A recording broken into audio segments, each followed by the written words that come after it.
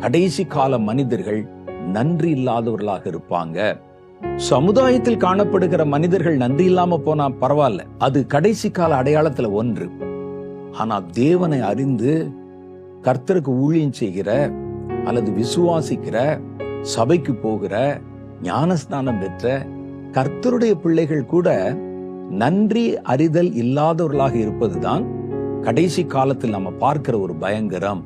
இவர் யாருக்கு சொல்றாரு பாருங்க, பொது வெளியில போய் பேசல. பொதுவா இருக்கிற வெவ்வேறு மதங்களை சார்ந்தவங்களா இருந்தாங்க அந்த நாட்கள்ல. நன்றி உள்ளவர்களா இருங்கள் சொல்லல, சபையாருக்கு சொல்லுகிற. நீங்க நன்றி மறந்து போக வாய்ப்பு வரும். கடைசி நாட்கள்ல நன்றி அறிவில்லாதவர்கள் நம்ம நடுவுலையும் சபை நடுவுலையும் வருவதற்கு வாய்ப்பு இருக்கிறது. நீங்கள் நன்றி உள்ளவர்களாக இருங்கள். எங்க போய் சொன்னாரு? மார்ஸ் மேடையிலையா? ஒரு வெளியரங்கமான ஒரு கூட்டத்திலையா? நன்றி உள்ளவர்களாக இருங்கள். ஒரு சபைக்கு சொல்றார்.